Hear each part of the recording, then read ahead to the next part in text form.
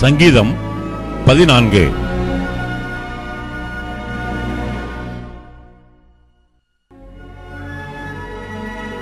ராகத் தலைவனுக்கு ஒப்புவிக்கப்பட்ட தாவீதின் சங்கீதம்.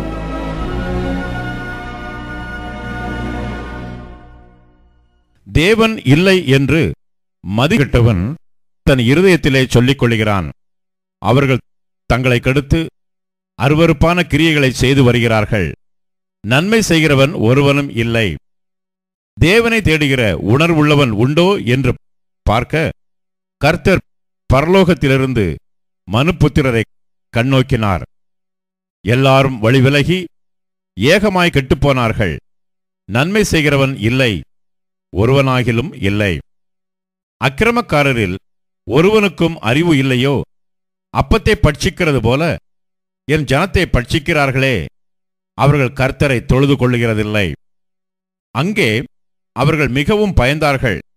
தேவன் நீதிமானுடைய சந்ததியோடு இருக்கிறாரே, சிறுமைப்பட்டவனுக்கு கர்த்தர் அடைக்கலமாயிருக்கிறார் என்று சொல்லி நீங்கள் அவனுடைய ஆலோசனையை அலட்சியம் பண்ணினீர்கள். சீயோனிலிருந்து இஸ்ரவேலுக்கு ரட்சிப்பு வருவதாக.